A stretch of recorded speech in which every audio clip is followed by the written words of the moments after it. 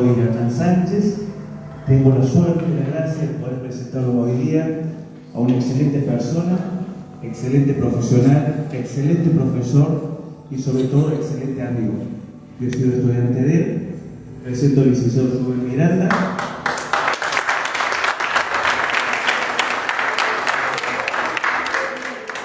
Contarles un poco su trayectoria. Una vez que se recibió de psicólogo, comenzó a trabajar hace 24, 25 años. Estuvo trabajando en diferentes niveles de educación, nivel secundario, yo fui estudiante de nivel superior y también nivel primario. Estuvo trabajando también en diferentes clínicas acá de la zona, en diferentes lugares, zonas de acá, zonas aledañas, y eso me llevó a escribir este libro, ¿no? Como les decía, fui profe de nivel primario, tuve la suerte de yo ser estudiante de nivel medio, como profesor también, como psicólogo, la tiene también en su gabinete. Y estuve viendo esta problemática que hoy en día nos aqueja como sociedad, y sobre todo acá en Cruz Leste, que son accidentes viales, que lo sufrimos lamentablemente en nuestra ciudad, donde vemos las personas que lamentablemente pierden la vida. Después tenemos otras personas que quedan secuelas en su cuerpo, y hay otras que, por gloria de Dios, se salvan. Entonces, esta problemática que él estaba viviendo, decide escribir este libro, que se nombra ¿Quién conduce a quién en la jungla humana?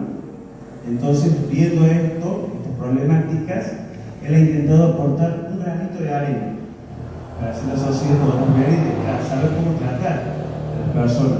Quedamos de un lado también los familiares que sufrimos sufrimos la pérdida, sufrimos las personas que sufrimos la pérdida de un miembro. Así que bueno, le damos un fuerte aplauso, si se olvidan de su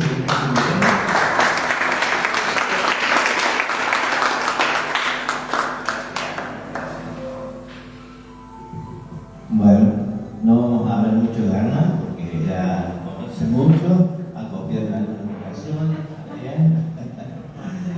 Pero bueno, como todos nosotros hemos sido alumnos. Gracias a Hernán por todas esas palabras que me has vertido. Ahora vamos a ir aislando, ¿no? Directamente a lo que compete a esta reunión. Hace muchos años, antes de la pandemia, comencé a escribir por la problemática de los accidentes de tránsito que existían en la zona y muchos ex-alumnos que han fallecido.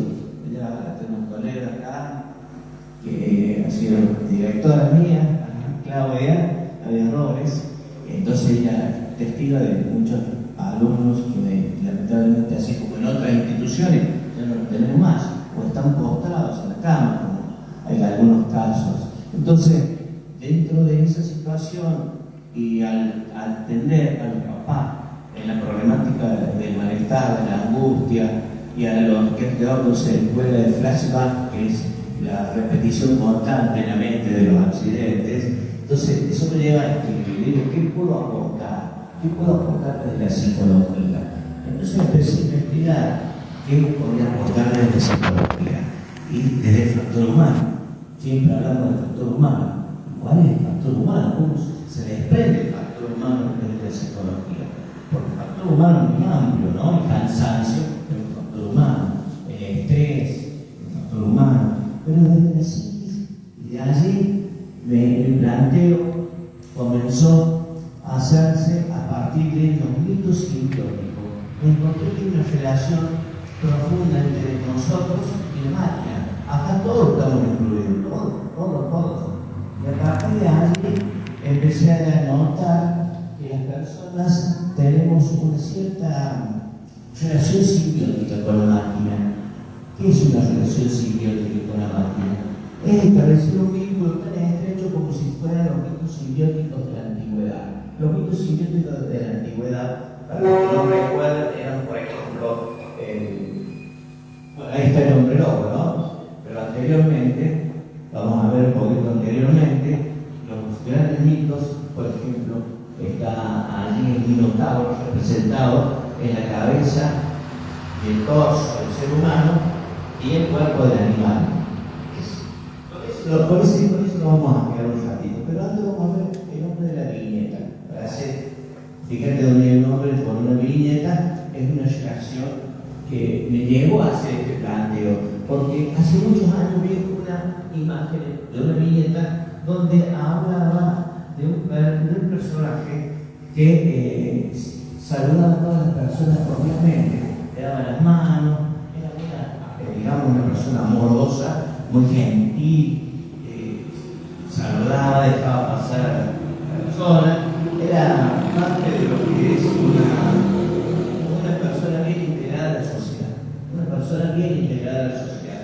Y en mi viñeta, que todavía no está acá, no sé si está acá, esa persona va caminando por la calle, saludando, se sube el vehículo y sufre una transformación. Terrible la transformación. Salí de ahí, ¿qué haces, loco? ¿Por qué te metes al medio? Che, no sabes manejar, pero ¿quién se cree que es? ¿A dónde aprendió a manejar? En los autitos chocadores. Palabras, ¿o no? Nos transformamos. Hay algo que sucede que no se puede frenar. Por más que nosotros queremos hacerlo, no sale, perdón, la palabra es puteada. No sale la puteada. Y decimos las cosas de forma grosera y siempre creemos que el otro es el culpable. Nunca vemos nuestro error.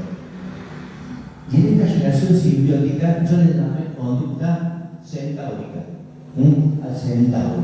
Porque conducta centaúrica es el centauro que tiene la cabeza humana y el cuerpo representado en el caballo, que hace alusión a las emociones y a los instintos, dominado por nuestro intelecto, por la razón. El centauro, cabeza humana, bien, hasta ahí, bien. Pero ¿qué pasa cuando el cerebro se obnubila? Cuando el centauro que fue llevado a aquello por Hércules en la mitología griega, creo, no se acuerdo bien en este momento, pero con Hércules peleaban ellos.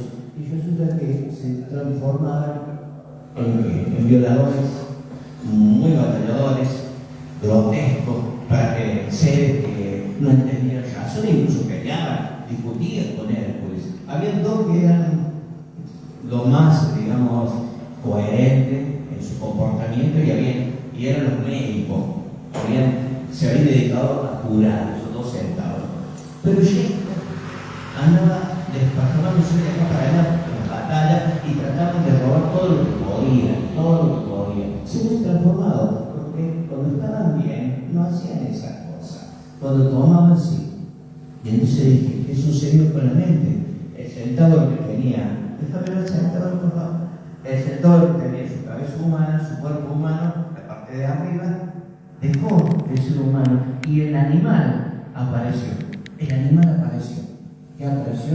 La bestia que llevamos nosotros. Y en esa relación simbiótica, donde está el muchacho de la moto, esa es la moto común que nos pasa a los que manejamos vehículos, con la moto por atrás, por el costado, que hagan Willy, que hagan esa extendida sobre la moto, no me acuerdo el nombre en este momento, hacen conductas que son transgresoras totalmente y que van en contra de la vida de ellos y la de los demás. Se convierte en esta situación donde la moto es la parte animal, es la parte instintiva, es la parte del caballo. La moto respondería a eso. Y esa parte domina a un chico de 15 años, 17 años, 18 años, ya vamos a ver por qué, lo domina mucho, digamos, mucho más bruscamente su conducta que el adulto que tiene 25, 30 años. No siempre es así, no siempre es así, pero hay un dominio de esta bestia que llevan adentro, de esta naturaleza instintiva. Y fui investigando un poquito más allá, a ver si seguimos adelante. Lo dejamos ahí. En un minotauro que vivía, las profesoras conocen el tema en la antigüedad, en Grecia, le habían hecho un laberinto. Ese minotauro estaba en un laberinto, mataba, bien, en una relación anecdótica, una leyenda sobre el femenino, creo que, ¿no? Bueno, por eso el minotauro, y ahí hubo algunas cuestiones de infidelidades. Creo que este todo humano estaba encerrado en un lugar porque mataba y era alimentado con doncellas y con jóvenes. Ese minotauro era bestial. ¿Qué dominaba a la bestia? Lo dominaba el toro. El toro agresivo, ¿no? El toro violento. Muchas veces encontramos personas que manejan un vehículo con un minotauro. Le llaman conducta minotauro. No les interesa si pasa un peatón o la senda que corresponde, si el semáforo está en rojo, no les importa. Es decir, son personas que hay que identificar antes de darle carne. Qué difícil, ¿no? Qué difícil, no se puede dar carne, ¿saben? Pero sí se tiene que contemplar un estudio psicológico. Ya en algunos países lo están haciendo, profundo de algunas personalidades que son agresivas netas. Esas personalidades agresivas netas tienen que manejar. Pero bueno, no se puede, es muy difícil de hacer, pero hay que tratar de apuntar. ¿Qué es lo que están haciendo últimamente con el ticket de puntaje, carnet, ¿no? Están tratando de identificar este tipo de personajes, que son terribles, porque ya son instintivos, netamente instintivos. Un instinto de agresividad, un instinto de muerte, lo planteaba Freud, es un instinto que llevamos todos están dentro de nuestra naturaleza biológica. Y acá estas personas no pueden dominarse. ¿Por qué razones? Bueno, no nos vamos a extender en las razones esas. Pero esa conducta se llamaría así. La llamo minotaurica. ¿Seríamos? Hay otra, la de una sirena. Acá. El mito de la sirena es utilizar la voz de la sirena y la seducción del cuerpo. Ellas atraían a los marineros con su voz seductora y su cuerpo, la parte de arriba fundamentalmente, aunque en la otra, lo más antiguo era mitad mujer y mitad ave. Entonces, pero después se transformaron con el relato, ¿no? de ese mito en lo que nosotros conocemos como es la sirena, con el cuerpo de pez. Lo mismo, cumplía la misma función de atraer con la seducción. Es cuando utilizamos el auto, la moto, para seducir, para atraer. Ponemos nuestra hombría o nuestra feminidad en función, es más común en el hombre, ¿no? En función de lo que nosotros tenemos. Y eso que nosotros tenemos es un vehículo que nos representa el cuerpo. Fíjense lo complejo que es el tema de utilizar un vehículo. Cómo las partes psicológicas se están metiendo en la conducción. Y son los enamorados de su máquina. Los enamorados de su máquina no se los podés salpicar, que no podés pasar ni subirte a ellos a la máquina, al auto, aunque te inviten con los pies con barro y la pudren, la besan, se enamoran. Es un montón de cosas con las máquinas. Ahí trasladamos todo, digamos lo que nosotros queremos ser, y lo utilizamos la máquina como parte de esta atracción hacia los demás. Atraer significa posicionarse en el poder de ser yo con mi máquina. Era tu máquina que tengo, fíjate vos, y la comparamos y la hacemos rugir. Por eso los chicos hacen rugir la moto, esa moto. Los autos también, por lógico, ¿no? Y quieren manejar la máquina como diciendo, yo soy la máquina, se traslada a mí, somos esencia, no nos podemos separar entre los dos. Y eso es, lo utilizo la palabra esta de conducta sirenesca, este tipo de conducta, de atracción, de seducción, de buscar en la máquina que tenemos la forma de que los otros nos vean.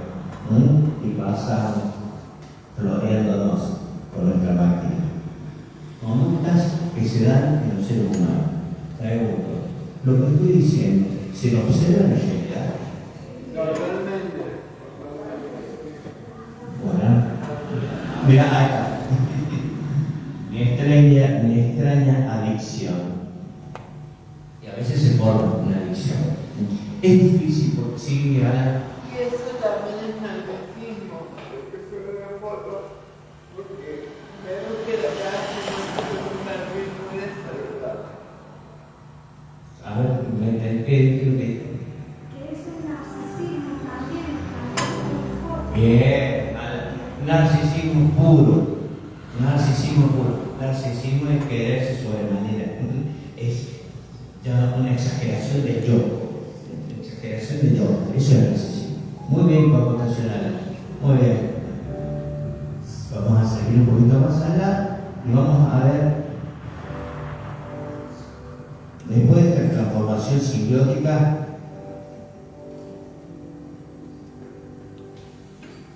viene la. A ver, ¿qué tenés ahí? Los 13. Perfecto.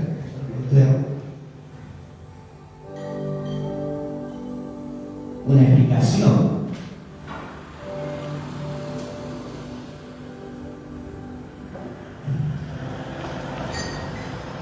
¿Cómo se explica estas conductas? ¿Cómo explicamos estas conductas? Hay una nueva teoría de la constitución del cerebro a nivel evolutivo, ¿no? Que el cerebro ha evolucionado, el cuerpo, y la parte más profunda del cerebro es la última, perdón. Sí, lo último de acá para allá. Es decir, la primera evolución es el cerebro de los reptiles. El cerebro de los reptiles es un cerebro no emocional, es un cerebro que funciona en automático, no hay pensamientos, no hay razonamiento, no hay lógica, no hay reflexión. Es un cerebro que actúa bajo las mínimas condiciones, no hay socialización, nada. Es un cerebro propio de los reptiles. Y ese cerebro es el que está al último encargado de la parte instintiva. Si tenemos ganas de comer, vamos a ir a comer. Si tenemos bronca con alguien, vamos a pegar. Es decir, no vamos a pensar las consecuencias de nuestras acciones, lo vamos a hacer. Y si lo hacemos de tal manera en que ese cerebro reacciona. Instinto brusco, así, fuerte. No espera que nadie se oponga a uno. Muchas veces los impulsos. Ese es el cerebro más bajo, se le llama cerebro reptiliano porque es propio de los reptiles. Sigue avanzando, la otra capa que evoluciona es la del cerebro medio. El cerebro medio es el encargado de lo afectivo emocional. Lo emocional. Porque digamos, dentro de los afectos hay varias gamas de afectos, ¿no? Y uno de ellos es los sentimientos superiores. En este caso no hay sentimientos superiores. Sí, es un sentimiento propio de los mamíferos. Si acá son de los reptiles, acá de los mamíferos. ¿Y qué hace un mamífero? Un gato, un perro, tiene emociones básicas, pero tiene emociones. Eso lo manifiesta. O el cariño de un animal lo manifiesta. Estamos hablando de los mamíferos, ¿no? Que ya han evolucionado. Y estos responden también a conductas que a veces son rápidas. No son instintivas, pero son explosivas. A ver, el amor a primera vista. Los chicos que dicen, no, tengo mariposa en la panza. Ese amor a primera vista es fuerte, es explosivo. Es un sentimiento, no, es una emoción. Es una emoción. Es decir, son emociones que no tienen la profundidad de lo que sería el sentimiento puro, sino que se maneja un plano así, y es impulsivo. La bronca es una emoción impulsiva, pero es emoción. La bronca es una emoción, y reaccionamos con bronca cuando por allí nos contradicen. Es una emoción fuerte. Estoy haciendo síntesis acá. No menciono de dónde viene, de quién lo cierto, las teorías, no. Y el neocortes, la última zona, que es la parte de la sustancia gris. La sustancia gris es la zona que evoluciona al último, es la zona pensante, la zona racional, la zona que hace abstracción, que puede elaborar hipótesis, hace ciencia, hace religión, habla del amor. Es decir, la zona de la sustancia gris nos permite relacionarnos, conversar, establecer vínculos, saber lo que está bien y lo que está mal. Eso es propio de la naturaleza humana. Es propio de la naturaleza humana, la sustancia gris. Pero, pregunto, ¿qué pasa si una persona comienza a discutir? No, contigo no. Con él no, porque me va a golpear. Con el gente menos. Pero si uno empieza a discutir, y se va subiendo en el tono de la discusión, cuando se le sube el tono de la discusión, empieza a existir una sustancia en el interior, que ustedes la conocen, ¿cómo se llama? Cuando te ataca un perro. Adrenalina. ¿Dónde apareciste?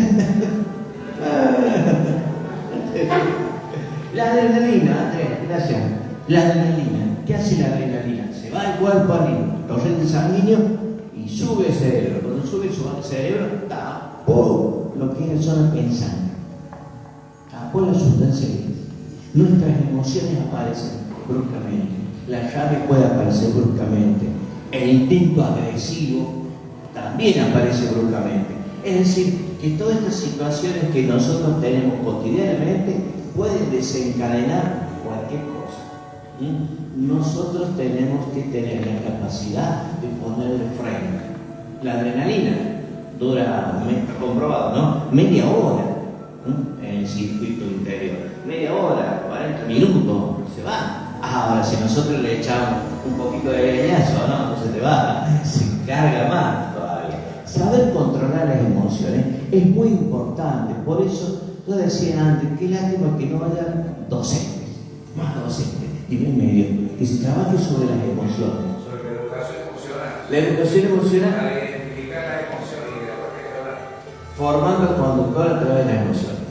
Eso es lo que eso es lo que generó como hipótesis. Vos para formar al conductor y hacer todo un trabajo tenés que saber cómo surgen las emociones y cuáles son los mecanismos donde aparecen estas emociones que hacen que la persona no pueda manejar.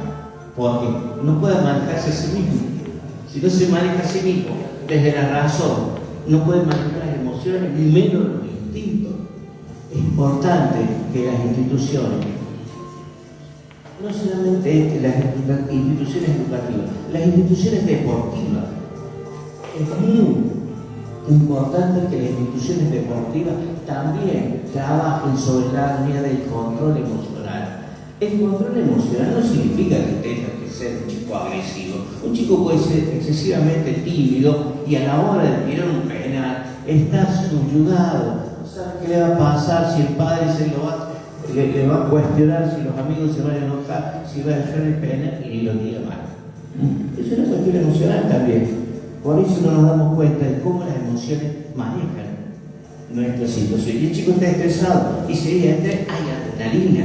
Y si hay adrenalina, el cerebro baja su nivel de control. Aparecen las emociones básicas. Y ahí hay que hacer un inventario de las emociones. Se puede hacer un inventario de todas las emociones. La bronca es una emoción, pero el odio, ¿qué es? Muy bien, un sentimiento. Es más difícil, ¿no? El odio no lo saca fácilmente, porque está arraigado, está metido. En cambio, la emoción se puede ir, la bronca se puede ir, pero puede hacer mucho más daño. La bronca, en ese momento, el sentimiento del odio también hace mucho daño, pero la bronca te hace daño en ese momento. Y se te puede, me saqué la bronca, dice. Es una emoción. ¿Qué pasa ahora? Volvemos al tema, con un conductor que lo insultas.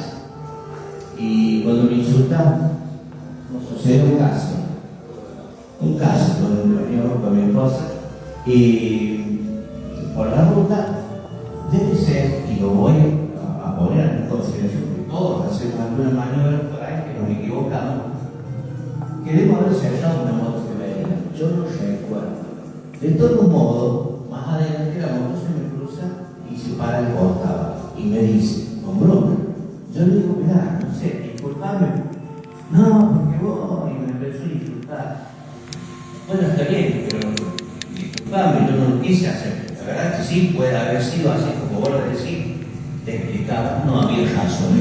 Era otro que feria, qué sé yo. Y después sacó que era policía. Mentira, no era policía. No era policía. Pero sí. ¿Qué pasa si yo en ese momento salgo, me bajo del auto y empiezo a ser el machito? Ese amigo, qué buena cosa ahí. No, hay que saber pelear. O sea, controlar las emociones básicas para que uno pueda hacer que las cosas se calmen. Entonces, cuando uno hace que las cosas se calmen, evitas estas cuestiones a nivel vehicular, ¿no? A nivel vehicular. Por eso lo de la jungla humana, formando el conductor, se llama el libro, en la jungla humana. ¿Quién conduce a quién? ¿Quién conduce a quién? Nosotros, nuestras emociones, nuestros instintos o la razón. ¿Qué pasa cuando hay droga en la mente de un adolescente?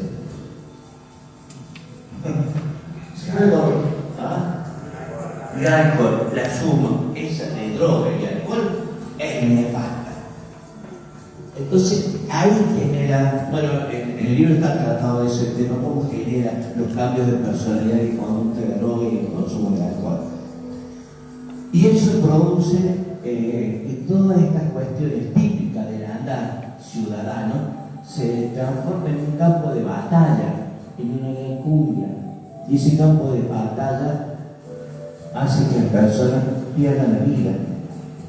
Salís de un boliche, caso real, salís de un boliche, peleas con tu novia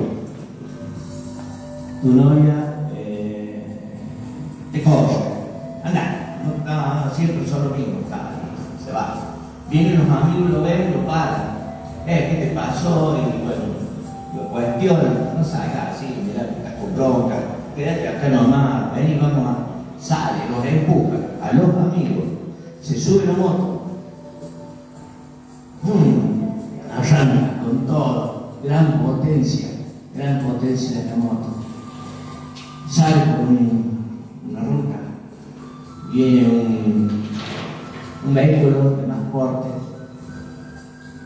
bueno, en el caso puede ser porque recuerdo, y lo lleva por delante y lo da por muerto. Lo pone en una bolsa negra después que salteando etapas, ¿no? Y alguien lo ve que se estaba moviendo y lo saca, queda con vida, pero queda en una pierna, por ejemplo, queda la pierna, la otra queda atrofiada y no puede hablar y casi no tiene intelecto, no puede razonar. Habla estímulos respuestas, nada más, un ejemplo, ¿no? Todo porque es por no manejar la emoción, una discusión, una pelea. Y por supuesto sumado en un boliche al insumo de alguna sustancia tóxica. Es importante tener presente todo esto. Ahora, ¿a qué edad tenemos maduro el neocortes? ¿A qué edad madura el cerebro para darse cuenta de que tenemos que poner freno a las emociones? Si alguien lo sabe, está bueno, le doy la respuesta. Así 21.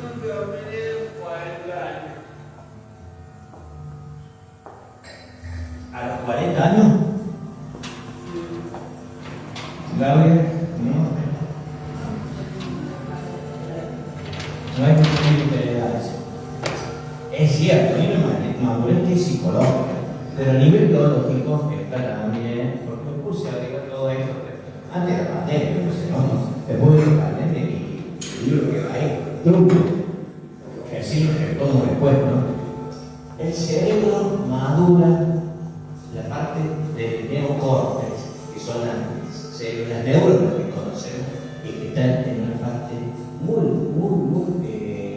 estrecha de nuestro cerebro, es muy finita esa área. El área de la emoción es más amplia y el área del instinto del instinto también. Cuando esta zona madura después de los 20 años. A los 20 años termina la madurez de esta zona.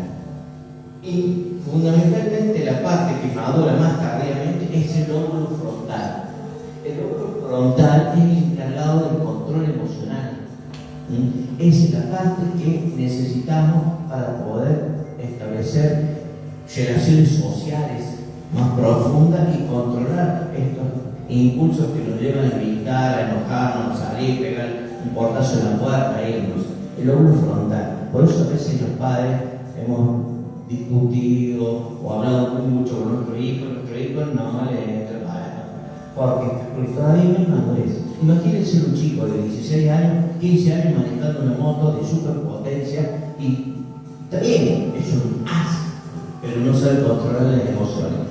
Su cerebro todavía no está maduro en controlar las emociones.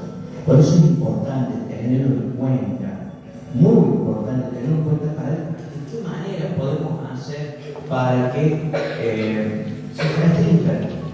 Esto es más allá del gobierno municipal, sé que eso va más allá, pero esto demuestra, porque hay otros países que utilizan, creo que España, pues, que no dan carnes a menores de 20 años para moto, ni para moto, pero para moto. Menores de 20 años, que acá lo damos y dejamos que nuestros hijos de 14 años, como padres, vamos a ver la responsabilidad de padres, que nuestros hijos de 14 años manejen una moto o un auto y nos dejamos que salgan a la noche y no sabemos qué pasó. Chicos de 15 años, chicas de 15 años que han tenido accidentes gravísimos, y voy a decir, ¿cómo puede ser que han manejado un vehículo que no han manejado? Tiene que ver, en este caso son todos adultos, de saber estas cosas, de hacer todo un trabajo de concientización de lo que es hoy una máquina. Tengo una 150, hoy en una luz. Es muy fuerte. ¿Qué hace? Y a veces se cae el pelo, ¿no es cierto? Cuando uno maneja la emoción. A mí también, a ver. ¿Se entiende esto? ¿Quieren hacer alguna pregunta con respecto a este tema? Si veamos otras cuestiones.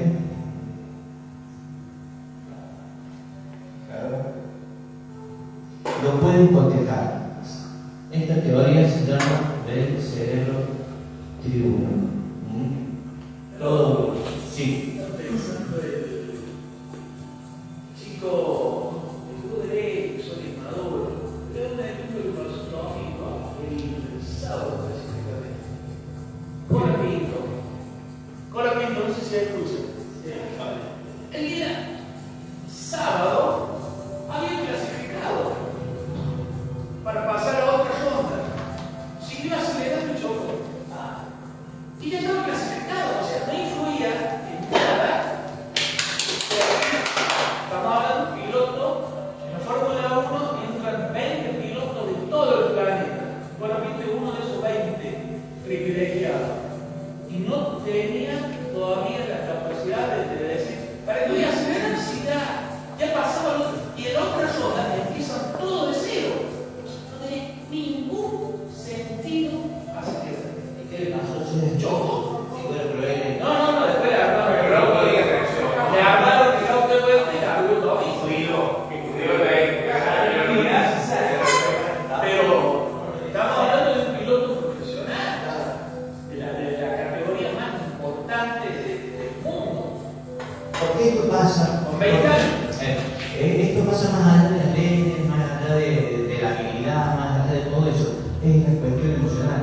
¿Qué sucede con esa transformación? Una vez me llegó la imagen de una publicidad y sale de la publicidad esa todo poquito tiempo, donde la máquina, a veces a mi jefe, iba manejando el volante y el auto era como que se posicionaba del chofer, se posicionaba y se transformaba el chofer en vehículo, en parte. Esa es la relación simbiótica, es una simbiosis, una unidad sustancial. Y en esa unidad sustancial, impresionante. Este tema se está manejando. ¿Qué pasa en la relación hombre-máquina, hombre-computadora? O sea, persona-máquina, persona-computadora, persona, lo que sea, cualquier tipo de máquina, teléfono celular, lo que sea. ¿Qué pasa? ¿Qué sucede? ¿Estamos preparados? ¿Nos dejamos influir? ¿Qué hacemos? somos nosotros. Bueno, acá yo toco el tema de la máquina, del auto o de la moto, pero puede ser la bici, puede ser un monopatín, puede ser cualquier cosa, ¿no? Es decir, lo que viene de afuera y se inserta en nuestra naturaleza. La velocidad. En la velocidad te transforma. Yo tengo otra teoría de la velocidad, o sea, aporta. ¿Viste la película Avatar? Bueno, Avatar. Transformado, ese hombre que estaba ahí se transforma en un avatar, que es una persona que puede caminar, volar, hacer cualquier cosa, ¿no? Mientras tanto estaba viviendo ahí postrado. Muchas veces nosotros utilizamos la velocidad, utilizamos la moto o lo que sea y nos transformamos como un avatar. Como que hacemos lo que no podemos hacer. Lo que no podemos hacer lo hace el vehículo. Y tiene la posibilidad de que el vehículo de contaminar su esencia. Esa sería la palabra. Contamina la esencia. Y nos traslada a nosotros la potencia que nosotros tenemos todo lo contrario, la impotencia. Entonces, somos potentes con la máquina. Es psicológico. Eso se llama introyección. A veces hablamos de la proyección y descuidamos la introyección, es cuando volvés hacia el interior y captas lo que hay afuera y lo incorporas a vos. La contaminación. Lo que le aporta al ser humano, le aporta a la sensación de poder. Yo tengo un poquito de sol. Digo que esto le aporta al ser humano una sensación efímera de poder. Muy bien, el poder. Perfecto, entre otras cosas. Pero el poder. El poder, porque nos sentimos poderosos por el surgir de la moto, igual. Por la potencia del vehículo que tenemos. No pasa todo, ¿no? O sea, sí. Y cuando vos querés pasar un auto que viene despacio y estás pasando y el auto viene despacio, el poder no me van a pasar a mí. Ah, no, eso no voy a permitir que sean más poderosos que yo. Yo, es con el auto, no con el. Soy yo el que estoy ahí metido en el auto. Es terrible. ¿Querés pasar? Sí. No, ese es la misma que. Sí.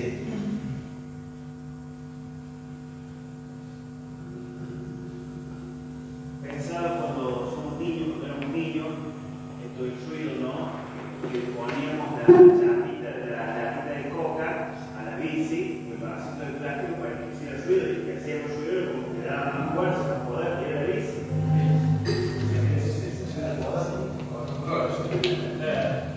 Bueno, acá tengo como explicaciones de todo lo que estoy diciendo. Un psicólogo que está en España ahora, Jorge Bucay, hablaba del carruaje. Nosotros seríamos los carruajes. El carruaje somos nosotros. Pero Jorge Bucay le había regalado un carruaje. Y ese carruaje, en el día de su cumpleaños, lo miraba y decía que bello, qué hermoso, tiene pan adentro, fabuloso. Se subió el carruaje y el carruaje estaba ahí y se aburrió.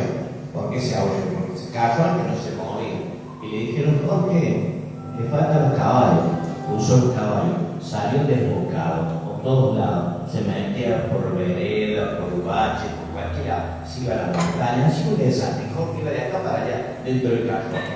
Hasta que alguien le dice, tenés que poner a alguien que lo maneje. Entonces le puso el cochero y salió peor. Pero ahí viene la alegación que hace Jorge.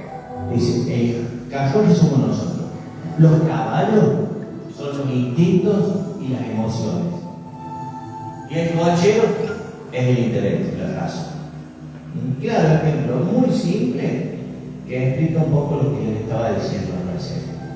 Sin cochero, que estamos acá, eso usted no lo daba en la secundaria, pero en clase de psicología. Pero hay algo que no entendieron nunca.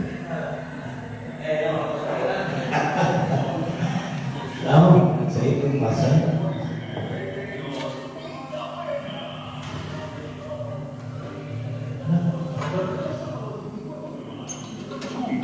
256 años de nuestro pueblo.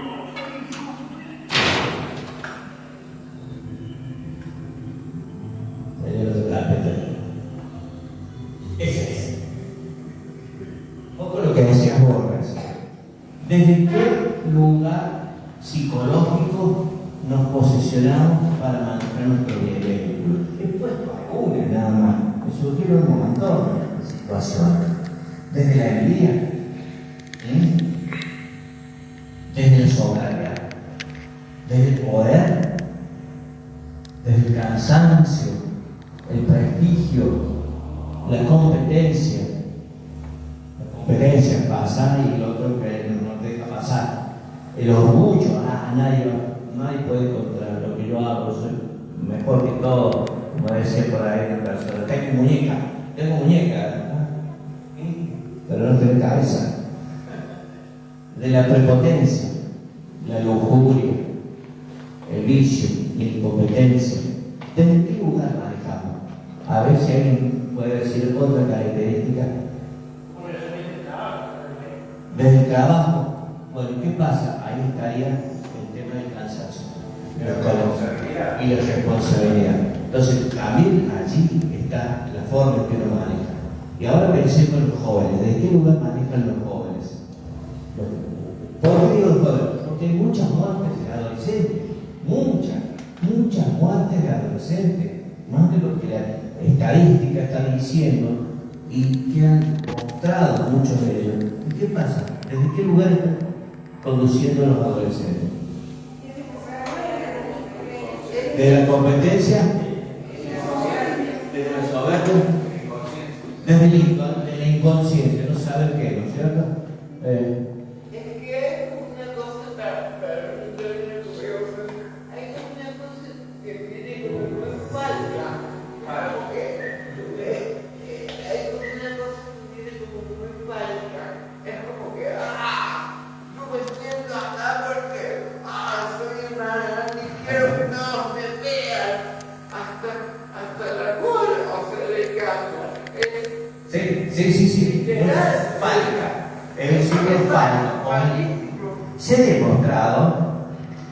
ha demostrado que los que tienen mayor cantidad de accidentes y nos llevan en la delantera cuando no somos los hombres. Las mujeres no tienen tanto eso, son mucho más prudentes. Es real, por ahí le decimos, es una mujer, pero las mujeres no tienen tanto, faltas.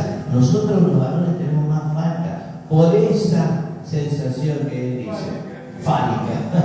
El hombre se ve representado por esa máquina y lo transformamos. Fálico significa faro, por la duda, ¿no? Faro. Y el faro lo toma Freud como una parte. Freud por ahí. Sí, creo que está nombrado Freud. Freud habla de las tendencias instintivas que son el deseo, que están asentados sobre el ello. El ello es una estructura psicológica que está en la parte del placer. Es lo que nos da placer. ¿Qué es lo que nos da placer? Y en el caso del hombre, lo fálico. Pero eso simboliza no lo fálico como el pene, sino simboliza todo lo que provoca la hombría, el placer de ser hombre y mostrarlo ante los otros hombres que son competidores y ante las mujeres que son admiradoras. Supuestamente, las mujeres que dicen, estos son tontos. ¿O no? Sí, yo lo hacía. Ahí está vestido. ¿Qué estás haciendo, profesor? Que están todos ahí revueltos. Estaban haciendo técnicas. Y una de las técnicas, ¿qué piensa la mujer con respecto al hombre? Y su opinión, y al inverso. ¿Qué le pediría a la mujer aprender de lo que el hombre no hace? O hace, digámoslo así, ¿no? Todo lo que el sexo contrario, vos no conocés, preguntarlo ahora. Y le preguntan, pero anónimamente. Y ahí te das cuenta de que los infantiles eran buenos hombres, no que se reían, los varones, ¿no? Hacían caso, una vez que se entraba en el tema, sí lo hacían, ¿no?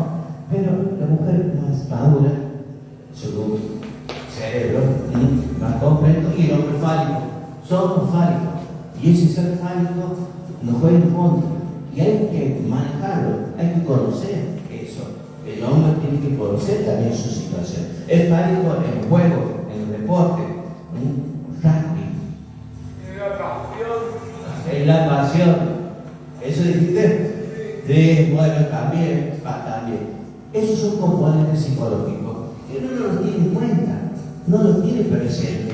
Como que pasamos un accidente, punto, no nos damos cuenta de lo que se puede haber evitado.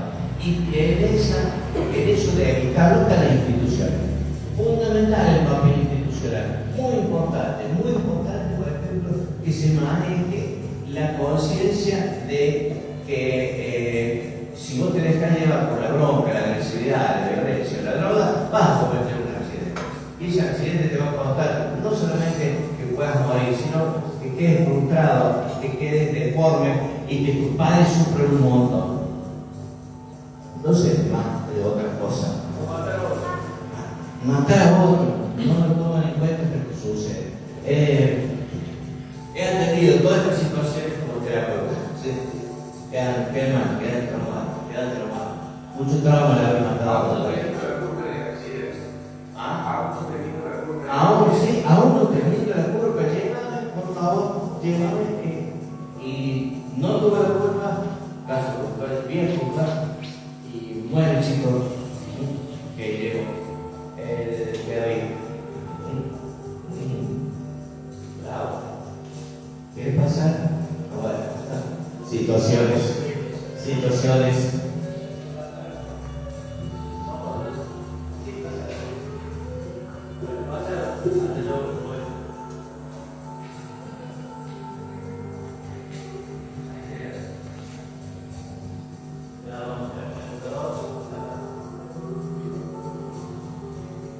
Conducción temeraria, estamos viendo. Lo que es una conducción temeraria es la conducción, así generalmente se la ubica, es la conducción que no tiene resultados, digamos, positivos, ¿no? Porque agreden, pelean, violentan, pasan de semáforo rojo, un conducta tipo minotaurica, no les interesa la ley ni nada. Esa es la conducción temeraria, buscan eso. Bueno, lo que hablaba recién. El alcohol. Sí. Entonces, están las propuestas de trabajo. O sea, seleccionó ese libro de más cosas. Y quedan más cosas todavía por tratar. Mis propuestas concretas, algunas de ellas: prevención a través de la incorporación en las escuelas de estas temáticas, abordarlas, hablarlas en grupo con los alumnos, trabajarlas como dijo una senadora, pero a nivel primario también me dice. Y yo siempre pensaba que era segundo. Y tienes razón, chicos de 8 años, 7 años, ya está comenzando, recién decía la bici. Bueno, está en todo esa posibilidad de manejar las emociones desde chico, la bronca, la agresividad. Entonces, trabajar con los centros de salud también. ¿En qué nivel? ¿Qué concatenera que se puede hacer? Creatividad, para llegar, creatividad. Instituciones deportivas, los medios de comunicación, fundamental trabajar, las publicidades que se puedan hacer. Y después los debates dentro de lo que es el organismo municipal, por ejemplo, cuando se da el examen de ingreso, ¿no? Del cargo de exámenes, el examen para tener el carnet de conductor, incorporar algunas preguntitas del ámbito psicológico, que es lo que hace que la persona tenga conciencia de que también se lo va a evaluar psicológicamente, no solamente desde el punto de vista de la ley, que me parece bárbaro, no estoy en contra de nada de eso. Desde lo psicológico es un granito de la ley. Bueno, sí. Una acotación de eso, del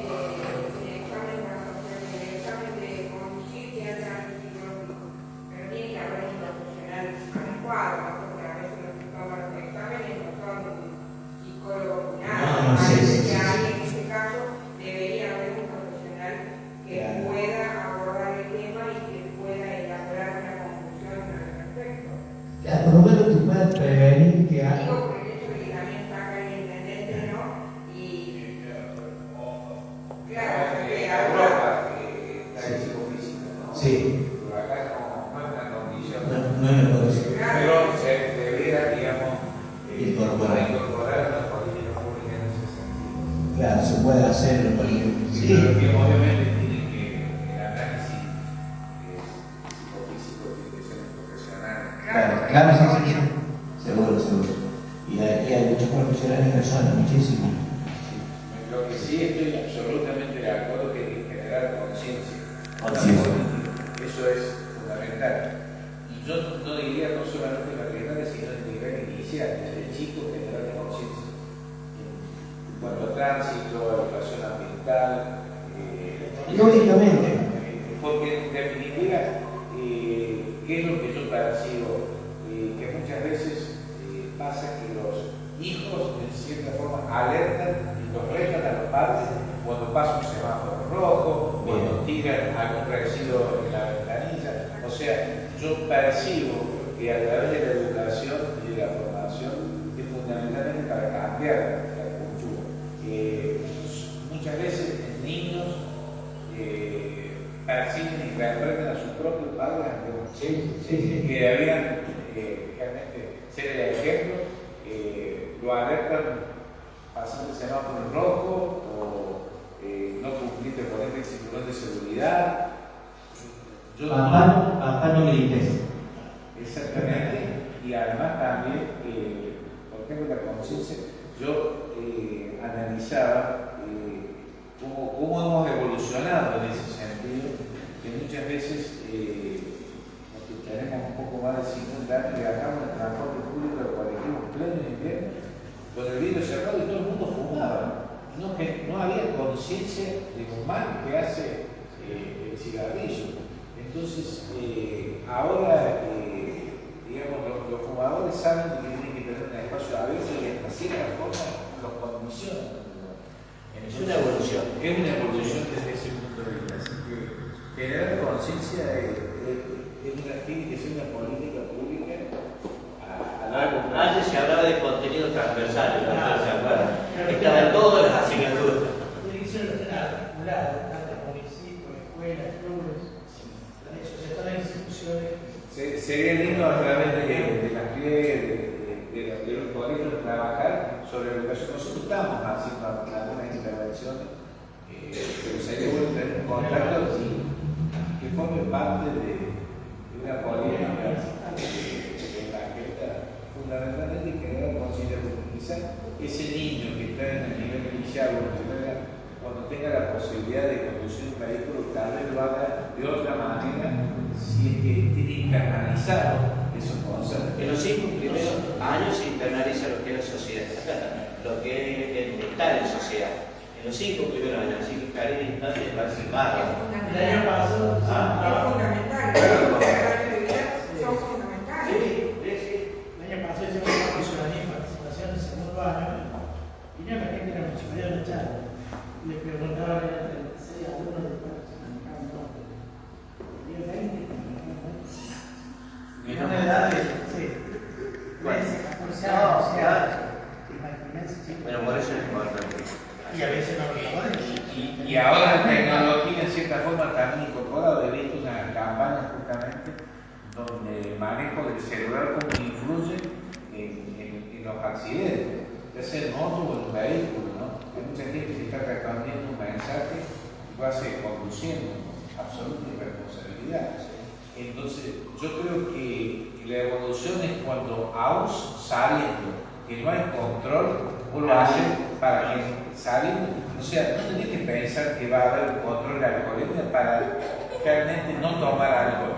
No dejar supeditado que haya no tener control para que vos todo el mundo tenga que tomar alcohol si conducís. Aún no hay. Eso es concientizar. Eso es concientizar. Yo creo que con el conductor responsable, si es una fiesta o tratar, ese tipo de cambios no se dan de la noche a la mañana. Es un proceso que lleva tiempo y que quizás lo vean o se vislumbren 10, 15 o hasta 20 años, pero en algún momento tienen que comenzar. O sea, para mí, yo te agradezco y estoy muy feliz de haber participado de tu charla, como seguramente todo, porque ha sido como un disparador. A partir de esta charla es donde nosotros empezamos a decir cómo podemos articular, como decía el profe, para que mi charla llegue a los colegios. Ese es el objetivo, ¿no? Que sea una herramienta educativa y de concientización. También manifesté para que los años, personas justamente diferentes o personas con movilidad reducida no pueden con motos de manera, y se detener. Muy bien. Exacto. Bien.